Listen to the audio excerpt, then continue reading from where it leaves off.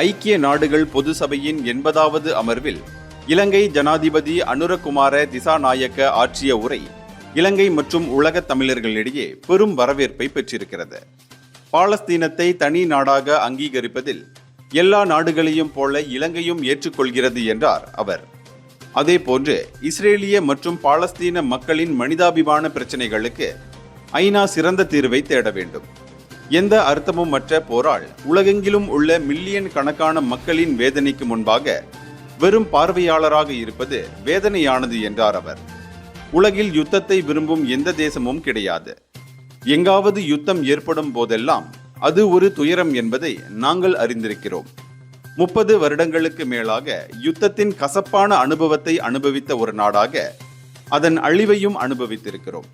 யுத்தத்தால் உயிரிழந்த ஆயிரக்கணக்கானவர்களின் நினைவிடங்களுக்கு வரும் பெற்றோர், குழந்தைகள் மற்றும் மனைவியர் எழுப்பும் வேதனையான வேண்டுகோள்களை பார்க்கும் எவரும் யுத்தத்தை பற்றி கனவு கூட காண மாட்டார்கள்.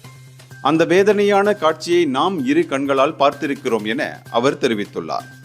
இலங்கை ஜனாதிபதியின் நடுநிலையான கருணை நிறைந்த இந்த உரை ஐநா கூட்டத்தொடரில் பெரும் வரவேற்பை பெற்றுள்ளது.